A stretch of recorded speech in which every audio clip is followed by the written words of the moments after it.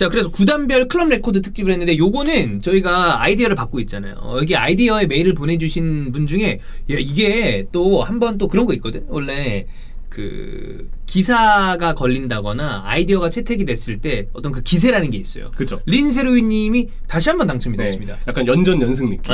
린세로이님께는 저희가 또 연락을 드려서 저희가 지난번에 첫 번이기 때문에 좀 세게 드렸습니다만 이번엔 그거보다 좀 줄여서 어떤 거를 드릴지는 저희가 랜덤으로 잘 선택을 해서 또 감사한 마음을 기프티콘으로 전달을 해드리고 요거를 잘 가져와서 또 콘텐츠를 한번 만들어 보겠습니다. 린세로이님 다시 한번 감사드립니다. 네. 일단 린세로이님께서 정말 많이 정리를 해주셨어요. 프리미어리그 빅6 팀은 물론이고 라리가 팀, 리그왕의 파리 생제르맹, 세리아에 우리가 명문으로 생각하는 팀들 다 들어가 있고 이게 완전 진짜 솔직히 말해서 이게 완전 노가다거든. 힘든 일이야. 분데스의 바이언과 이제 도르트문트까지 보르센까지 딱 들어가 있는데 모두 다루고 싶지만 시간상 조금 우리가 분량 조정을 해야 될 것 같아서 오늘은 PL 클럽. 그리고 아무래도 린세로이님은 도르트문트 팬이잖아요. 그래서 바이언과 보르센 얘기까지만 정리해왔습니다. 나머지는 나중에 또 한번 다룰게요. 그렇게 기회가 있겠죠. 그래서 일단 빅6를 먼저 다루게 될 텐데 지금 오늘 이슈가 역시나 맨시티가 케인과 그릴리시를 노리고 있다는 얘기 때문에 맞아요. 아무래도 이쪽으로 초점이 좀 많이 가 있습니다. 그래서 우리가 생각하는 맨시티의 이미지는 약간 기름 부자의 느낌이 있잖아요. 있죠. 그건 사실이고. 그렇죠. 그 기름 부자는 얼마나 큰 돈을 한 방에 썼을까. 근데 생각보다 그 금액은 적다고 볼 수 있습니다. 맨시티의 클럽 레코드는 케빈 데브라이너인데요.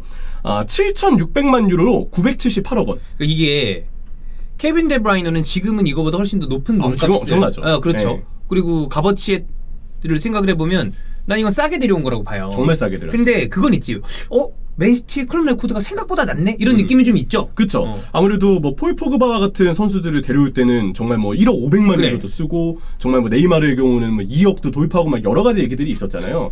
근데 그런 것 치고 맨시티는 확실히 메가딜의 사례는 우리가 생각하는 것보다는 없다. 우리의 이미지와는 조금 다른 부분이 있다고 볼 수가 있겠고 맨시티는 그래서 이거보단 그걸 봐야 돼. 한 시즌에 얼마를 썼는지. 총액을 봐야죠. 그러면 이런 선수들을 막 여러 명 영입한 경우들도 있고 그래서 총액은 역시 유럽 내에서 가장 큰 손 중에 하나이기 때문에 그걸 찾아보면 항상 찜찜한 게 찾아보면 개별 선수들도 보게 되잖아요. 맞아요. 항상 빼놓지 않고 등장하는 선수가 벤자민 맨디가 돼요. 그러니까 웬만하면 보지 마세요. 팬분들은 안 보시는 게 낫습니다. 약간 열받거든요 이게. 그래서 케빈 데브라이너는 맨시티로 오기 전에 볼프스부르크에서 분데스리가 한 시즌 최다 도움을 기록하고 왔었죠. 이때 분데스리가를 뒤집어 놓으셨죠. 그렇죠. 독일 올해의 축구 선수 또 유로파 올해의 팀까지 거머쥐면서 뭐 그 당시에도 두각을 많이 냈던 선수였습니다. 그리고 맨시티의 최고 방출 금액은 리로이 사네. 4,500만 유로로 585억 원. 요번에. 바이언으로 이제 가게 됐는데. 요번이 아니지 지난번이지. 왜 이게 요번 같냐? 20년 여름이니까. 한 시즌을 약간 그냥 그저 그렇게 보내서 그런가? 사실 사네에 대해서 만족스럽다고 생각하시는 바이언 팬분들은 난 많이 안 계실 거라고 봐요. 정말 없죠. 왜냐면 맨시티 4시즌 동안 135경기 뛰어서 39골과 45개도 PFA 올해 영플레이어까지 수상할 정도로 기대를 받았고 이제 브라쪼 바이언 단장이 거액의 이적료를 투입해서 영입을 추진했잖아요. 등번호도 무려 로벤에 10번을 달았어요. 근데 매우 부진하고 있죠. 스탯으로도 설명이 안 될 정도로. 이거 훨씬 잘해야 돼. 스탯이 오히려 실제 활약보다 더 약간 부풀려져 있는 느낌. 왜냐면 그때 부진한 경기에서도 공격 포인트를 쌓은 경기가 있었으니까. 근데 정말 부진합니다. 다음으로 이제 맨유로 넘어가 볼게요. 맨유의 클럽 레코드는 역시나 폭바. 그렇죠. 폭바죠. 유벤투스에서 맨유로 오면서 우리나라 돈으로는 1,365억 원의 비용이 들었습니다. 맨유에서 유베로 갔을 때는 이제 FA로 가게 됐었는데 유벤투스에서 4년 동안 골든보이 1번, 세리아 올해 팀 3번, UEFA 올해 팀 1번 들 정도로 엄청난 클래스를 보여줬는데 문제는 맨유에 와서 재능은 있어요. 공격에 보탬 되죠. 하지만 좋죠. 근데 하지만이라는 조건이 붙죠. 수비 가담에 좀 적다라는 부분 때문에 전술적으로 고민을 안길 때가 있는 편이고 잦은 불화설 있었죠. 근데 그건 이제 무리뉴 때. 저는 이건 무리뉴 탓이 좀 크게 합니다. 결국에 솔샤르 부임하고 난 다음부터는 물론 이 선수가 이 몸값에 적절한 활약을 했느냐는 나는 사람마다 의견이 갈릴 수 있다고 봅니다만 이 선수가 가지고 있는 스타성을 생각해보면 왜 이 돈을 지불했는지는 뭐 이해가 안 가는 건 아니고 최근의 활약도를 봤을 때는 잘했기 때문에 그렇죠. 하지만 역시 그래도 비판받을 소지가 있는 건 또 라이올라 때문이죠. 그렇지. 라이올라가 특히 그 라이프치히전 중요한 경기에 앞두고 뭐 그런 얘기를 한다거나 주간에 엄프를 하는 바람에 포그바가 아무리 뭐 몰랐다 어쩐다 해도 나는 그건 말도 안 된다고 저도 말도 안 된다고 생각해요. 만약에 진짜 모르는 행동을 했는데 라이올라가 그렇게 그러지 나갔다. 그러면 계약 해지해야죠. 네. 그런 거 아니잖아. 그러면 자, 그거는 그러다. 서로 간에 어느 정도 합의가 있었다는 얘기고 뭐 나는 개인적으로 폴 포그바는 이제는 무조건 맨유가 마지막까지 계속 데려가면 좋을 선수라고. 왜냐면 네. 이 선수는 매지션입니다. 재능이 있으니까. 중요한 순간에 공격적인 재능을 어떨 때 보면 진짜 반짝반짝 빛이 나는 선수예요. 그 전에 뭐 조금씩 팬들에게 마음에 안 들만한 행동을 안 한 선수가 아니야. 많이 있었어. 근데 그럼에도 불구하고 값어치 있는 선수다. 그렇죠. 그래서 포그바는 일단 이렇게 클럽 레코드를 찍게 됐고 맨유의 방출 최고 이적료로 방출된 선수는 크리스티아노 호날두가 호날두. 있습니다. 네.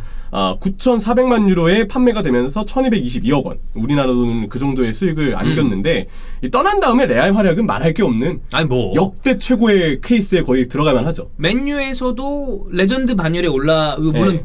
그 활약 기간을 좀 보긴 해야 됩니다만 올라갈 만하고. 그쵸. 레알 마드리드 더 말하지 않겠습니다. 챔스 모든 우승 기록을 다 싸그리 갖다 박았으니까. 특히나 챔스의 사나이가 됐으니까요. 그쵸. 반대로 맨유는 호날두 판돈을 그 직후에 제대로 투자하지 못했습니다. 글레이저의 역시 문제를 지적할 때 이 금액 도대체 어디 갔냐라고 얘기하는 부분이 그래서 나오는 거거든요. 그때 당시에 이제 위건의 발렌시아를 영입했었는데 발렌시아가 이후에 정말 성실하게 뛰면서 지금 좋은 평가를 받고 있지만 당시에는 야 호날두를 팔았는데 위건에서 발렌시아 들어오는 게 좀 아쉬움이 있을 수 있죠. 전부냐. 그래서 막 루니도 야 우리 이적 시장 좀 약간 답답하다. 이게 맞냐 싶어가지고 그때 막 팀 떠난다 얘기가 나왔던 게 그래서 나왔던 것도 좀 기억에 나요. 뭐 그런 이야기들이 있었고 리버풀의 경우는 클럽 레코드 반다이크 선수. 반다이크. 네, 일단 8,465만 유로로 맥과이어가 맨유로 이적하기 전까지는 역대 수비수 최다 이적료였고요. 저는 이 고비용 고효율의 가장 최고의 사례라고 생각합니다. 아주 상징적인 사례죠. 단점이 없는 수비. 이렇게 데려와야 된다. 네, 반다이크. 돈을 쓸 거면 이렇게 써야 된다. 진짜 팀을 바꿔버렸어요. 맞아요.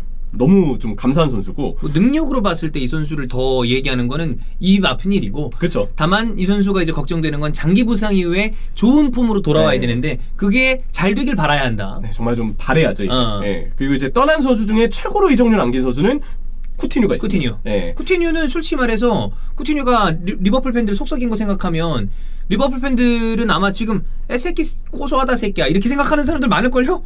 전부죠. 네. 누가 그렇게 생각 안 할까? 그래. 네, 그리고 난 다음에 사실 완전 안 풀렸잖아. 바르셀로나 뭐 바이언 임대 생각해도 완전 커리어가 꼬여버린 케이스가 됐으니까. 진짜 그 한동안 쿠티뉴에 대한 원망심이 가득했던 시기가 생각이 나네요. 그때 막 뉴스 보면서 얘가 나간다고? 왜냐면 그 전까지 그런 이미지가 아니었거든요. 그래. 갑자기 뭐 이메일로 클롭한테 나 나가고 싶다고 통보했다고 그러고 저 뭐 등부상이어가지고 경기 못 뛴다더니 브라질 대표팀 가자마자 경기를 뛰대요. 그래. 근데 경기 뛰고 골 넣고 막 우는 거예요. 그러니까. 그럼 와, 씨 화가 막 치밀어 근데 올라가지고. 솔직히 지금 별로 화 안 나죠. 네. 왜 그러냐면 못해서 그래요. 이적을 한 다음에 팬들이 빡치려면 그 선수가 잘해야 됩니다. 근데 그 선수가 잘 못하죠. 그러면 사람이 잊혀져. 그죠? 그래. 그리고 많은 거야. 요즘은 좋지도 않고 근데 그냥 생각이 안 나요. 그냥 솔직히 막상 얘기하면. 막 되게 싫지도 그렇다고 안 됐다 이렇지도 않아. 그냥 관심 받게 돼. 딱 그런 느낌이. 딱 그렇게 돼. 그래서 이 1억 3,500만 유로를 안겼죠. 사실 뭐 고맙다면 고마운 일이기도 하고 이후에 리버풀은 트로피를 많이 들어올렸는데 저는 그래도 예전에 쿠티뉴를 되게 좋아했으니까 차라리 그냥 남아서 같이 트로피를 들었다면 좋았겠지만 근데 쿠티뉴라는 선수의 진심은 항상 바르셀로나 쪽에 있긴 했었어요. 그리고 쿠티뉴의 어떤 플레이 성향이 물론 아주 잘 썼겠지만 나는 쿠티뉴가 빠짐으로 인해서 다른 부분을 강화시킬 수 있는 금전적인 것뿐만이 아니라 축구적으로 봤을 때 그런 부분도 있었다고 봅니다. 그렇죠. 그래서 어쨌든 이렇게 리버풀과의 커리어는 서로가 좀 맞물리게 돼 아주 다르게 흩어지게 된 케이스가 됐고요. 첼시의 경우는 공동 부문입니다.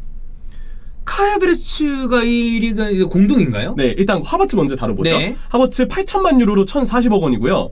사실 올 시즌 뭐 코로나 이슈도 있었고 램파드 전술 때문에 자리도 못 잡고 이슈가 있었는데. 근데 이 선수 축구 잘하고요. 네. 나는 이 선수를 선점하기 위해서 조금 더 돈을 많이 썼다고 봐요. 그런 의미로 맞아요. 본다면 이거는 만약에 돈이 없는 형편에 쥐어 짜내고 했는데 딱 데려왔는데 올해 정도의 활약이라고 그러면 아마 아쉬워할 수 있는 부분이 있다고 봐요. 근데 첼시는 그렇지 않잖아. 그렇죠. 또 많은 팀인데 뭐 돈에 여유가 있으니까. 그럼. 그리고 투헬이 워낙 오자마자 하버츠에 대한 활용법을 잘 보여줬죠. 카야베르츠는 나는 아마 장차 더 잘할 선수라고 봅니다. 왜냐면 영리해요. 특유의 공간 활용 능력이 그건 좀 천부적인 부분이 그래. 있습니다. 그리고 또 한 명의 공동 선수 케파 아리사발라가입니다. 아, 케파가 있구나. 네, 똑같이 8천만 유로. 이거는 첼시가 아무리 돈이 많아도 잘못 산 패닉바입니다.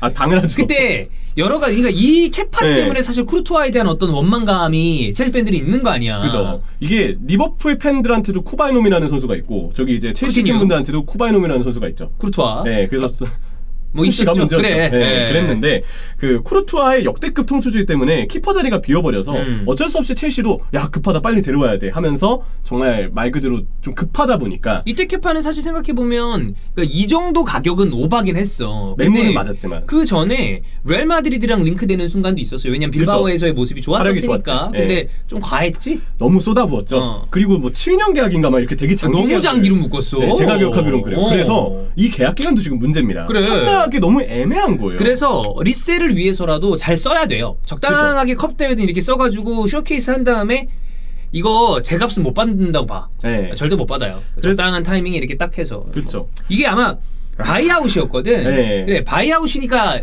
과한 금액을 지불했겠지. 그게 아니면 아마 이렇게 돈을 주고 사지는 않았을 거야. 굉장히 셉니다. 뭐 어쩔 수 없지 뭐. 그래도 올 시즌은 이제 그 후보 키퍼 자리에서 투에 오고서 나올 때마다는 그래도 활약이 좋았죠. 맞아. 빌드업도 잘해줬고. 한 번 실점했었던 거는 사실 그때 조르지뉴의 미스가 있었던 네. 거지. 케파의 미스는 아니었으니까. 그렇죠. 네. 근데 이정료 생각하면 여전히 한숨이 나온다.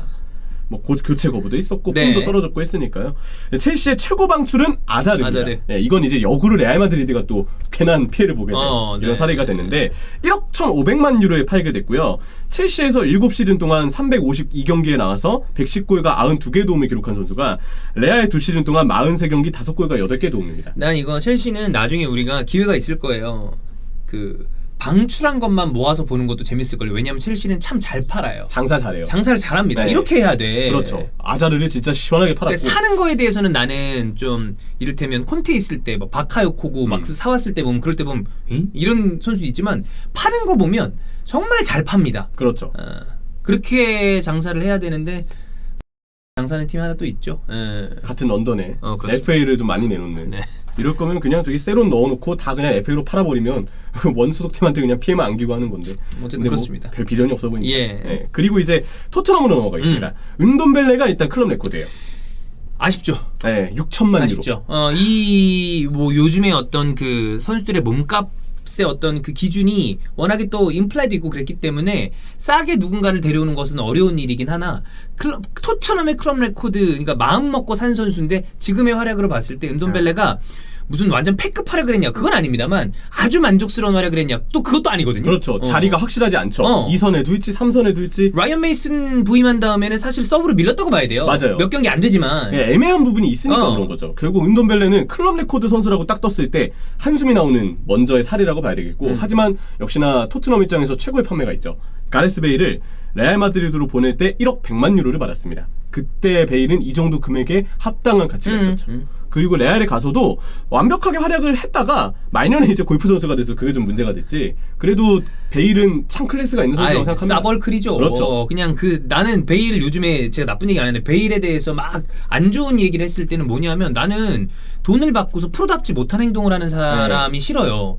근데 그래서 베일은 막 그랬었죠. 얘기 그랬잖아 사실. 그랬었으니까. 그래서 그런 거지. 그거 아니면 지금 와서 나 잘하면 뭐 굳이 무슨 내가 뜨신 밥 먹고 뭐하러 욕을 합니까? 그렇죠. 네. 저는 아직도 그 코파델레 결승 때 바르셀로나전에서 치달하면서 자기네 터치라인 나갔다가 쑥 들어와가지고 끊은 거 있잖아요. 그거는 미쳤죠. 그게 진짜 대단하다고 생각해요. 항상 나도 살면서 돈값은 하자. 어디서 누군가한테 돈을 받으려면 그거 하고 살아야 될 거 아니야. 남한테 패기치면 안 되니까. 네. 베일은 그래서 그런 시기가 있어서 레알 입장에서 좀 아쉬움이 있다. 이제는. 아쉬움이 있죠. 근데 네. 레알 마드리드 팬들도 그가 그때 당시에 밉상짓을 했던 거에 대해서 욕을 하는 거지 그가 가져다 줬던 트로피나 예전에 잘했던 거에 대해서 공을 무시하는 사람들은 없어요. 활약 기간 동안에는 결국 어마어마했지. 잠부상 말고는 그래. 최고였다고 봐야죠. 그리고 아스날로 넘어가겠습니다. 클럽 레코드 니콜라 페페 8천만 유로, 우리나라 돈 1,040억 원. 네. 얘는 나는 개인적으로 요즘에는 점점 잘해지고 있기 때문에 물론 그렇다고 해서 이 가격만큼 했다고 얘기하기는 어려워. 근데 봐봐. 야 케빈 데브라이너보다 비싸. 그러네. 이런 씨. 데브라이너 반다이크랑 가격이 얼마 차이 안 난다고. 와, 우리나라 돈으로 1,100억 원 반다이크, 1,040억 페페. 그러니까 근데 네. 뭐 뭐 이미 쓴 돈 어떡하겠어. 저는 근데 페페가 올 시즌은 그래도 괜찮아서 앞으로가 그래서 더 중요해졌다고 생각해요. 좋은 진짜. 풀백 데려다 놓으면 나는 지금보다도 더 잘할 거라고 보기 때문에 기왕이면 잘했으면 좋겠어요. 앞으로 활약에 따라서 지금의 뭔가 그동안의 아쉬운 걸 뒤집을 수 있는 여지는 이제 만들어졌다. 잘하면 되지 뭐. 네, 잘하면 된다. 그래. 그래서 앞으로를 좀 지켜봐야 되는 잘해라. 페페인 것 같고. 그리고 이제 최고 방출 금액은 마크 오베르마스. 그거 봐라, 이게 언제냐 도대체. 야, 이거 오베르마스 내보낸 거는 진짜 옛날이야. 2000년대 초반이잖아요. 나 막 뭣도 모르고 축구 볼 때 그때란 말이야. 도대체 와, 근데 20년의 시간이 흐르는 동안 제대로 방출을 한 적이 없다는 거죠. 형이 고등학생 시절. 고등학생 때야 나. 맞죠. 내가 2000년도가 2009, 8, 9, 2002 내 중3 때야. 아, 그러면 맞네. 근데 그때는 사실 내가 축구 제대로 보고 막 그럴 때는 아니었어. 유로 2000 막 보고 그냥 이 정도 때지. 그래도 관심 있게 누군가를 이렇게 아주 지켜보고 이랬던 거는 고등학교 들어가고 난 다음부터란 말이에요. 그죠. 근데 그 시기에 이 판매한 오베르마스가 지금 이게 말이 되냐? 근데 그때 생각하면 이 가격은 엄청나긴 합니다. 존나 대단한 거지. 4천만 유로, 520억 원. 아넬카랑 오베르마스는 사실 잘 팔았고요. 오베르마스는 그때 바르셀로나 가서 활약을 생각하면 바르셀로나가 약간 당한 느낌이지. 맞아요. 오히려 바르셀로나 가서 활약이 좀 저조했으니까. 그렇지. 네, 스텝 변화만 보더라도 그렇고. 그래서 오베르마스 이 이상의 이제 상회하는 빨리 최고의 판매 사례가 나와야 돼요, 아스날도. 네. 언제 나올지 모르겠어요. 네. 이제 4천만 유로는 지금 시세라면 웬만한 선수를 팔았을 때 어쩌면 넘을 수도 있거든요. 그래. 코로나 시국 이후라면. 그래서 이제 앞으로 이걸 언제 깨트리느냐가 중요하지 않을까. 자카도 한참 낮은 금액일 거 아니야. 물론 맞죠. 네. 그 정도 값어치 나는 이 정도 급의 선수는 아니라고 생각을 합니다만, 그리고 뭐 제가 이제 얘기를 기왕이면 여러분 제 얘기를 다 같이 쭉 한꺼번에 뭉뚱그려서 가져가시면 좋을 것 같은데, 저는 자카를 네베스로 바꾸는 거에 대해서 그냥 업그레이드라고 얘기를 한 게 아니라, 자카가 빠지고 네베스만 들어오면 봐봐, 생각해봐. 네베스가 좋은 자원입니다. 자카보다 2배, 3배 잘하나요? 아니죠. 그것까지는 아니잖아. 그리고 네베스는 항상 파트너를 필요로 해요. 그래서 업그레이드라고 얘기를 한 거지. 업그레이드가 되려면 자카를 있는 상태에서 네베스가 딱 들어온다. 그럼 진짜 업이야. 난 그런 그림을 바란 거지. 왜냐하면 네베스가 더 잘하면 좋겠으나 지금 당장 봤을 때 막 와, 자카보다 훨씬 더 엄청나게 업그레이드된 선수가 왔습니다라고 얘기하기는 어려움이 있잖아. 그래서 잡고 있는 상황에서 데려오면 그게 좋은 건데, 빼고 들어오는 거는 크게 봤을 때 난 업이라고 생각 안 한다는 얘기를 했기 때문에 이 얘기를 좀 같이 기왕이면 해주시는 게 내 얘기의 의도가 다 전달이 되는 거니까. 그렇죠. 뭐 어쨌거나. 네. 그래서 이렇게 아스날의 최고 영입, 최고 방출 소식을 좀 다뤄봤고, 분데스리가로 넘어가겠습니다. 네. 바이언의 최고 클럽 레코드는 니카 에르난데스가 있죠. 근데 이 바이언도 생각해보면 그 이전까지 이 클럽의 유럽에서의 위상은 탑 오브 탑입니다. 네. 근데 그런 거 대비 클럽 레코드들이 비교적 최근이다. 그렇죠. 리카나 아니면 그 전에 조금만 가져 그러면 톨리소야. 그 톨리소. 톨리소도 있었어요. 근데 리카는 네. 나는 엄청 좋은 자원입니다만 리카는 톨리소는 돈값 못했잖아. 말을 아껴야죠. 네, 톨리소. 아유, 진짜 어떻게 포장을 해야 될까 좀 애매하네요. 진짜 톨리소는. 아무튼 니카는 저는 나겔스만 감독 오고서 이제 나겔스만 오고서 알라바도 이제 나가잖아요. 그렇죠. 앞으로 더 주전으로서 쓰임새가 많아질 선수라고 생각을 해요. 난 더 잘할 거라고 생각해요. 네, 그간의 바이언 커리어를 요약을 해보면 이적 첫 해에 일단 부상으로 좀 고생을 했지만 지난 시즌은 맹활약을 했었죠. 그리고 이제 다가오는 시즌에는 더 많은 비중을 차지할 거기 때문에 이 선수가 가진 그 영리함 수비를 생각하면 앞으로도 기대해볼 여지가 클 것이다. 난 류카는 괜찮은데 바이언이 영입했을 때 에이? 했던 선수 2명 있었어요. 누구죠? 톨리소랑 헤나토 산체스. 근데 진짜 산체스는 좀 왜? 약간 좋은 자원인 건 알겠는데 바이언이 저 정도 돈을 쓸 선수인지는 나는 좀 약간 의문이었었거든. 그렇죠. 그래서 그때 결국 둘 다 애매함을 잘 안 됐지. 아쉬움을 남긴 미드필드가 됐죠. 최고 판매 사례는 이제 더글라스 코스타를 유벤투스로 팔 때 4천만 유로의 금액으로 팔았습니다. 나는 바이언이나 바르셀로나나 레알 마드리드의 어떤 그 방출 레코드는 조금 다르게 봐야 된다고 생각을 하는 게, 왜냐면 이들은 먹이 사슬의 최정점에 있는 팀이기 때문에 물론 판매 수익을 얻는 것은 중요합니다만 이들이 판매하는 경우에는 그런 느낌이 많아요. 좀 이제는 본인들과 함께 하기에는 기량이나 이런 게 아쉬웠을 때 파는 경우가 많아서 판매 수익이 되게 크고 이런 느낌은 좀 아닌 게 있는 것 같아. 그렇죠. 그런 게 평균적으로 좀 나타나는 것 같습니다. 덕호의 경우는 유벤투스에서 잘했던 시기도 있었지만 사실 시간이 지나면 지날수록 부상 때문에 팬들의 이 뒷목을 잡게 한 케이스였기 때문에 약간 좀 아쉽다고 저는 좀 보게 되는 것 네. 같아요. 그리고 이제 보르센으로 넘어가면 할 얘기가 많습니다. 마츠 우메스 이게 클럽 레코드예요. 이 마츠 우메스를 2019년 여름에 다시 영입을 해올 때죠. 그러니까 민돌민돌에서 뒤에요, 앞쪽이 아니라. 네, 뒤의 네. 사례. 네. 가장 비교적 최근 사례. 3,050만 유로, 397억 원에 들어온 게 클럽 레코드고요. 그래서 그 참 훔연어라는 별명도 있다고 뭐 이렇게 린세로님께서 달아주셨는데 이렇게 부르시는 것 같습니다. 네. 그래서 이적 당시에는 크게 통수친 선수였지만 다시 데려오는 거에 대해서 특히나 말이 많았죠. 근데 와서 또 잘하잖아. 그래서 지워졌어요. 특이한 아저씨야. 네. 근데 그 사람도. 잘하는 건 맞습니다. 아니, 그러니까 뭐 이런 어떤 대학 클래시커 같은 느낌은 아닙니다만 우리 그때도 얘기했잖아. 동해안 더비에서 신진호 선수가 왔다 갔다 하는 선수인데 뭐 어디 가서든 잘하는 선수니까 또 그 선수도. 후메스도 지금 딱 그런 케이스가 아닌가. 보면은 진짜 공중볼 잘했다고 세트피스 때 득점도 해주고 잘하지. 클래스가 있죠. 네, 잘하는 수비수죠. 그리고 최고의 방출 사례는 우스망 덴벨레입니다. 1억 3,500만 유로, 1,755억 원. 오늘따라서 이 클럽 레코드를 잘못 싼 팀들이 바르셀로나랑 레알 마드리드 얘기가 좀 많이 나오네요. 네. 그러니까 이 팀들은 메가딜을 성사시킬 수 있는 팀들인데 많이 하다 보면 실책이 안 나오는 게 이상하죠. 어떻게 다 그쵸. 100% 빵빵 성공을 시키겠어. 특히 레알 마드리드는 뭐 아자르뿐이지 오늘 다른 건 없었는데 바르셀로나가 너무 많아요. 쿠티뉴, 덴벨레, 아까 저기 오베르마스도 그렇고. 그렇지. 그리고 네. 모르겠다. 나는 그리즈만도 과연 그 몸값을 하는지에 대해서는 잘 모르겠거든요. 금액이 너무 컸으니까. 컸으니까 액수 자체가 크니까. 물론 지금 이제 공격진에선 그래도 해줄 걸 해준 선수라고 부여할 수 있겠지만 이 종류가 부담이 있죠. 그래서 우스만 덴벨레도 바르셀로나로 이적하는 과정이 참 개운치 않았죠. 네. 태업을 했었고 후위원회 무단 부의참을 했었고 그래. 욕을 엄청 먹으면서 결국 바르셀로나로 갔는데 당시 바르셀로나도 네이마르를 떠나 보냈으니까 일단 보강을 해야 된다. 그래서 덴벨레를 물어왔지만 와, 말도 안 되는 어떤 활약을 지금 보이고 있죠. 부상도 많고. 비교적 최근에는 그래도 좀 잘한 편이라고 네, 봐요. 저도. 근데 지금 전체 바르셀로나 넘어온 다음에 커리어는 완전 이거니까. 네, 태도에서의 어떤 얘기거리도 항상 기사로 나왔었고 얘도 했으니까. 그 지가 속 썩인 거 생각하면 훨씬 잘해줘야지. 그렇죠. 네, 그렇습니다. 이거 재밌는데요? 네. 네, 클럽마다 얘기도 많이 다르고. 그리고 오늘의 서브 주인공인 바르셀로나의 클럽 레코드도 적어주셨거든요. 네. 근데 그거는 이제 만약에 다음에 다루게 된다면 다음 영상에서 또 다뤄야죠. 그렇습니다. 자, 우리가 린세로님이 보내주신 자료를 토대로 이야기를 좀 해봤는데 아까 얘기했던 것처럼 토트넘의 한 국한에서 딱 하나 땡겨서 보면 가레스 베일을 매각하면서 가장 큰 수익을 얻었습니다. 네. 근데 만약에 이거 예시입니다. 해리케인이 어떻게 될지 몰라요. 근데 해리케인이 만약에 매각되게 된다면 이것보다 더 많은 수익을 올릴 가능성이 큽니다. 그렇죠. 그럼 중요한 건 이렇게 메가딜을 성사시켰을 때 그 메가딜이라 하면 액수뿐만이 아니라 이 선수의 핵심 중에 핵심이기 때문에 해리케인이 차지하는 비중은 이때 베일에 보다 더했으면 더했지 난 못하지 않는다고 보거든요. 그러면 그 돈을 어떻게 쓰는지가 중요한데 과연 예전으로 돌아갔을 때 베일을 매각하고 어떤 식으로 토트넘이 그 공백을 메웠는지를 보면 혹시 케인이 매각되게 된다면 어떤 식으로 또 팀을 메울 수 있는지를 약간 좀 미루어 생각해 볼 수 있으니까 우리가 그 얘기를 해보겠습니다.